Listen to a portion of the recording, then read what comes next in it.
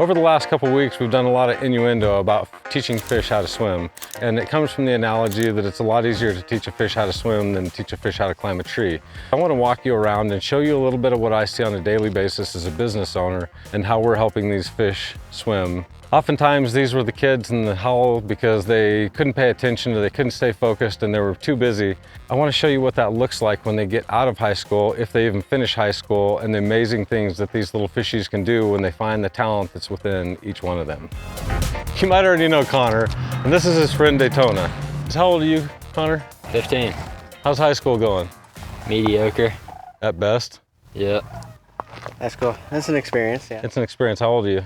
18. What's your dream? Become an underwater welder. So you're in all the welding classes? You know what matters is the fact that it's led them to a passion like this. This is something that these guys got into. Daytona has a passion for cars, doing derbies and figure eights, and he shared that passion with Connor, which has now given him something to do. So instead of coming home and having nothing to do, he's got things that he can work on.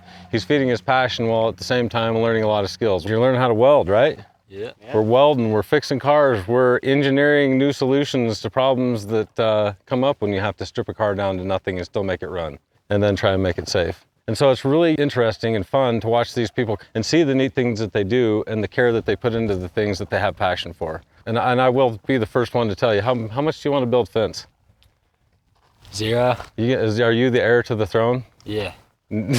Yeah, as long as he doesn't ever have to build fence, he's in. This is not your thing. It's okay, it's not your thing. We'll find your other things. That's what it's about, finding your thing. This is my son, Cooper. Now, Cooper, I want you to tell people a couple things. How long have you been in high school? Technically half a year, but for being realistic, no, years. Cooper has not spent a day inside a typical high school, and we were a little bit worried about him. But one of the things that we learned how to do was nurture his interest. Now, this is a project that came in our door. This thing was dumped off the back of a truck into a landfill. His uncle saw it, knew that he had worked on old things, had a passion for restoring old antiques, which is about all he does all day long. I had to take everything apart in order to get access to everything I needed. So it took about 2.5 weeks to get the major stuff done, getting it unjammed. He spent a little bit of time waiting for this. Now, he did find a manual for that on eBay and then proceeded to read this cover to cover to try and figure out what might be causing the jam that was not allowing it to operate. This is a really complex calculator. This is a very complex piece of equipment. Yeah. Even compared to typewriters, which are also very complex, this was even more complex than that. How many typewriters have you restored? Like 3. Where do you learn how to restore 1920 typewriters? The process to diagnose why this thing, you could not crank it and get it to fire up, was literally 2 weeks of hair pulling, like, I'm gonna get so frustrated, then I'm gonna quit, and I'm gonna come back to it. How did you learn how to operate all this? Trial and error. The things that he works on, you can't even look up. He is working on things like Russian tank radios. There's one sitting over there. How do you learn that? Because he's not learning it from me, and he definitely didn't learn it at school, and it's blowing my mind. I can show you who this was made for. That's May 26, 1926. And these were originally released in, I believe, 1908. And this was made for Maggette Service Station in Petaluma, California. I would love to know how this got here. If you see this and you're from Powell and you're the one that dumped this in the landfill, please let us know. We want the rest of the story. This crank handle was snapped in 2, just right there. It had broken off, and I had to weld it. It's mostly smooth. What would you give this after you're putting your work into it? What would you give this as a grade out of 100? Like 94.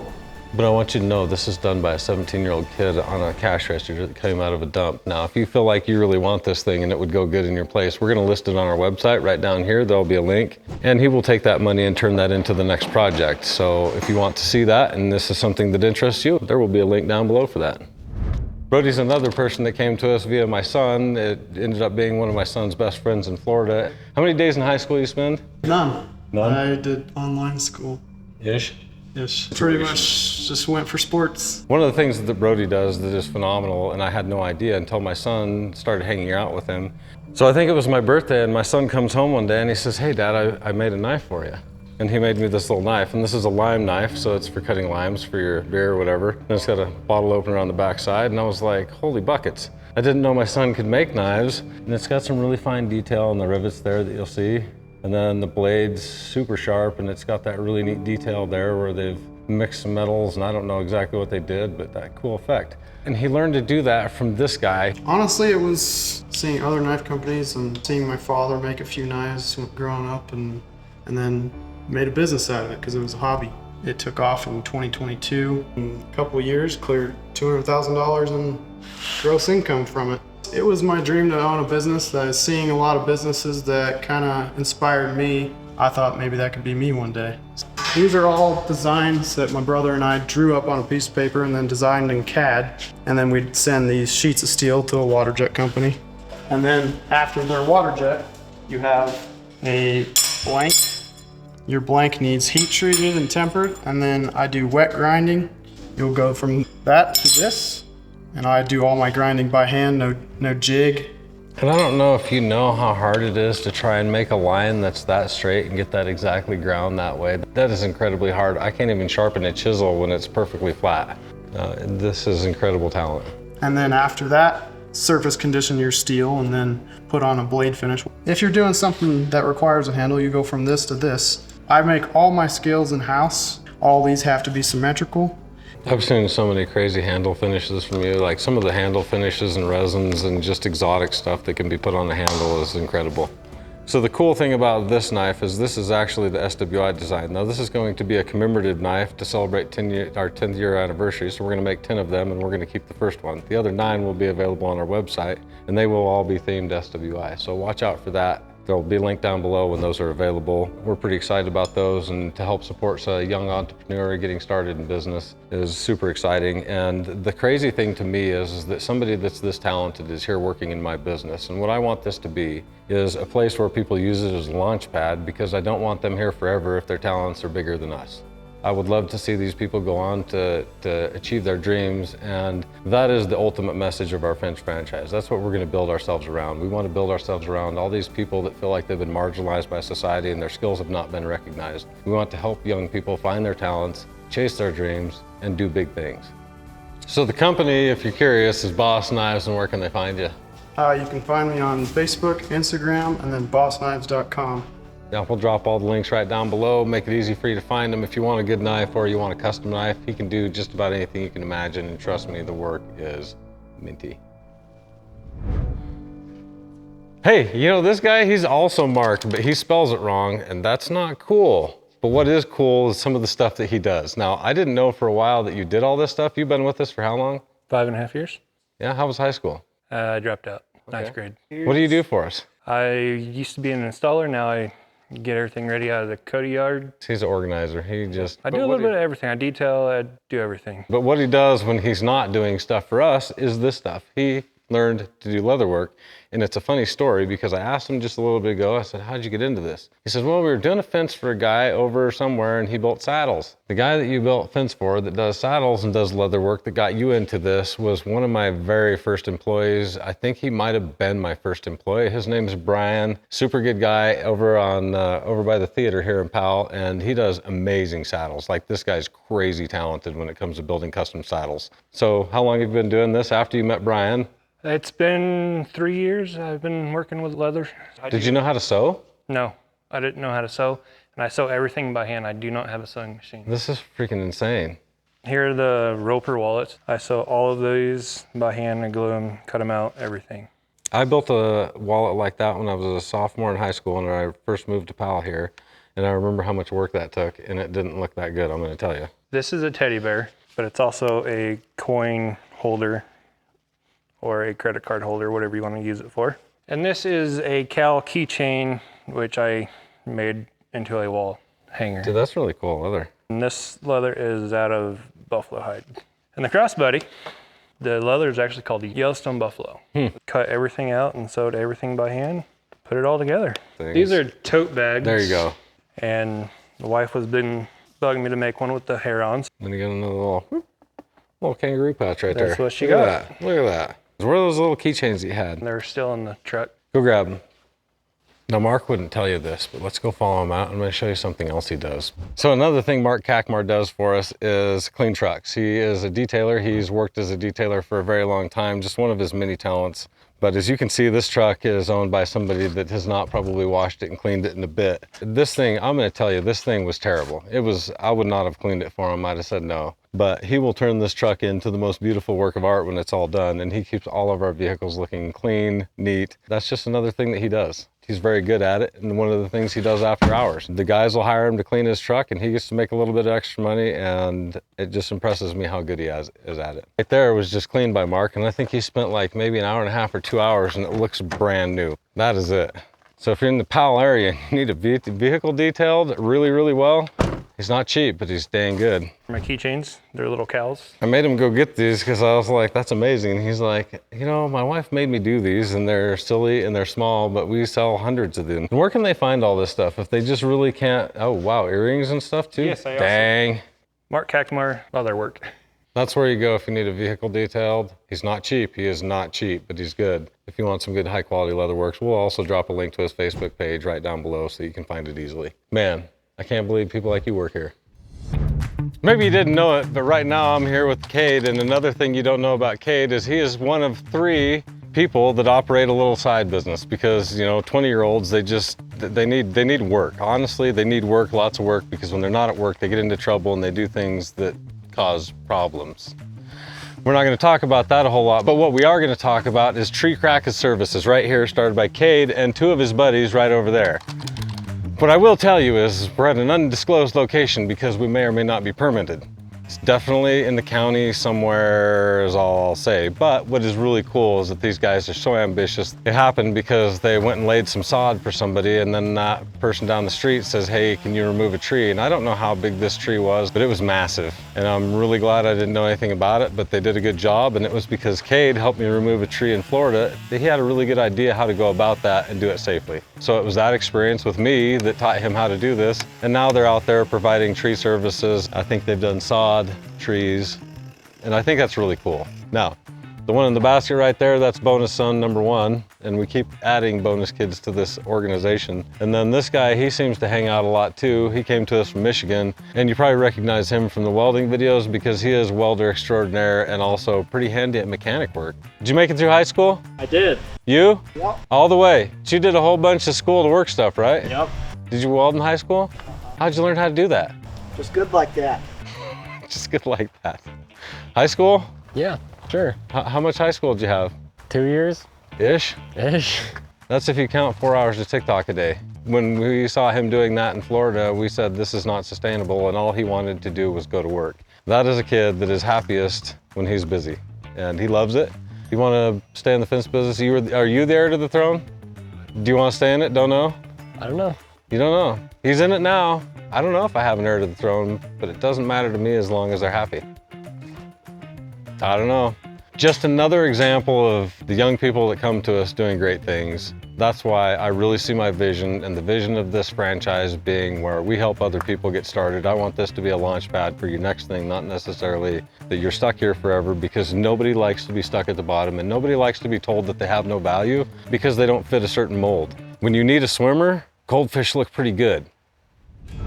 You know this guy, you know Dan with, Highline Woodworks. Yeah, that's right. Dan has something else he does on the side that I think's pretty amazing, and it's something that all of us have shared. All of us boys in the family have all had a passion for at one point in time or another. We all have, absolutely, and I just kind of picked it up a little bit and rolled with it a little bit longer. And now he's doing some serious stuff. Yeah, there's a whole other side to Dan that you don't know about. I enjoy playing with wood, making cabinets, making any kind of furniture. This is a nice walnut cabinet. It's going to be walnut interior. All the drawers are solid walnut. This one in particular has a center divider for your tin foil, your saran wrap, your wax paper, your parchment paper, so it's not all sliding around in your drawer. And then these bottom 2, I don't have the drawer slides in yet. They have all these dados in here for removable dividers so that we can go ahead and do some glass storage of any different sizes of glass hardware. And this is for a really nice lady here in Cody. She's put trust in me that I know what I'm doing, which is scary. And when he says trust, like, this is a big job. This is gonna take me probably about 3 months after hours. It's a pretty decent sized job, and it's a lot of fun to just work with something and get totally lost in it. I see it as an art, as a skill, and it's what I do. It's what I have fun with. One of the questions we've been asking everybody, high school, did you go all the way to the end? Went all the way to the end. How was high school for you? Man, I had a lot of fun in tech ed, but the rest of it, not so much. So tech ed was basically the vocational education stuff. It was the woodworking, the welding. Woodworking, welding. I tried automotive, and it wasn't for me. I tried it for like a semester and I dropped it like a hot potato. Yeah. My story is not a whole lot different than Dan's. I was very industrious at a young age, obviously building a business starting at age 15. And those were all the classes I went to. I suffered through English. I suffered through social studies. I suffered through everything else because it was the right thing to do. But my body, my mind, everything was calling me to be a craftsman. I did welding, I did woodworking like crazy. That was what fulfilled me, and that's all I wanted to do. If I could have gone out in the community and got a job at that age doing that, here's the problem. Here's the big burning question that I have is why can those kids go to a school shop where the ratio is maybe 1 to 20, but we can't have those people in our businesses learning on a 1-to-1 ratio, learning these skills individually. I don't really understand the principle. My son Connor, who's doing the derby stuff, we talked him in because he's so close to just wanting to give up. If we asked that kid today if he wanted to leave school, he'd be gone tomorrow. We're trying to get him as far as we possibly can, but the one thing giving him hope is that he has one class period, which is unlike most of the other sophomores, where he can go and work with an electrician learning that skill, and now he's really seriously considering taking that on as a trade. My question is why can't we get these students in our communities one-on-one so that they learn that? If that's what they're bent for, if that's what they really want to do, why are we wasting our time? Why are we waiting until they're 18 to try and teach them how to work? Because the common thing among all these people, they didn't wait until they were 18 to start working and learning how to work doing the things that they loved. All of us started doing the things we loved at a much younger age. We knew what we wanted to do, and it was something that we enjoyed. One of the classes I actually took in high school, but we actually got to build a whole entire house on some I-beams for Habitat for Humanity. We built this whole house, and at the end of the school year, they came, picked up the house with the truck, and set it on its foundation. And that was an awesome class. I loved every part of that. But English, I'm right there with Mark. I failed English one semester so bad, I had to go to night class. So I would actually leave school, go home, eat dinner, go back to school for another hour and a half to make up for that class that I already failed. That really made you want to go to school even more, didn't it? It did. And that's what we call teaching a fish how to climb a tree. I heard a principle a long time ago that says our natural inclination is when our child is struggling with something, let's say it's math, they're struggling with the subject, the first thing that we want to do is just give them more of it. Give them more of it, give them all of it we can, but that's not helping make them better at it. That's just making them hate it even more because that child doesn't like math. This child here, he doesn't do math, but I guarantee you he can run a multimeter better than techs that have been in the field for 30 years. So I also didn't teach him that. I don't know how he learned that. I gave him a multimeter and I showed him the basics, and then he took off and ran with it. The thing is that school's all around us. It's everywhere. And it blows my mind that we're missing all of that. There are businesses in our communities that would love to have those students, that would love to take them, but OSHA says no, you can't even stand on a stool at work because they can't handle it. But then we get them at 18 and they don't know how to work, and we've already missed that window of opportunity. We're screwing up so bad, and you wonder why everything's going the way it is. The thing is we need fish, we need horses, we need dogs, we need cats, we need all of it. But we're only interested in teaching the dogs. And we're trying to make everybody, regardless of what they are, fish, horse, or otherwise, a really good dog that can run and bark, and not everybody's interested in that. I think you're getting a picture of all the talent that's out there and how we can be developing that in everybody. Everybody has it, it's innate in us. When you are born, you have things that you're good at and nobody can stop you. Nobody told you how to do this. You took a wood class and then just, he grabs a piece of junk and just says, I'm gonna dig into it. Everybody has that, and it's so powerful to see, but we're losing that because we're sending them to a place where we say, you have to be just like everybody else, and we're killing their creativity, we're killing their passion, and we're killing their talents because we're not letting them do the different things when they're young and they can find their talents. So can we go see what one of this looks like? Yeah, we can go finished? see what this turned into. Because rumor has it you rebuilt your own cabinets. I did. All the cabinets in here. I did all the glasswork, different inset, the walnut interior. Did the same thing here on these drawers. These drawers have custom made dividers. It goes throughout all these drawers. Dan, I think it's incredible what you're building. The fact that you do this on the side, nothing gets me more excited than seeing people do something they're great at. Well, thank you. The flagpole that stands behind me represents so much more than just American freedom. To us and our company, it represents us banding together to do something amazing and banding behind one of our team members who is feeling the strains and crushes of life's pressures. As we get ready to launch our franchise, that's one of the things that we've decided is our mission, is to help young goldfish swim and help people find their talents, whether it's within fencing or outside of fencing.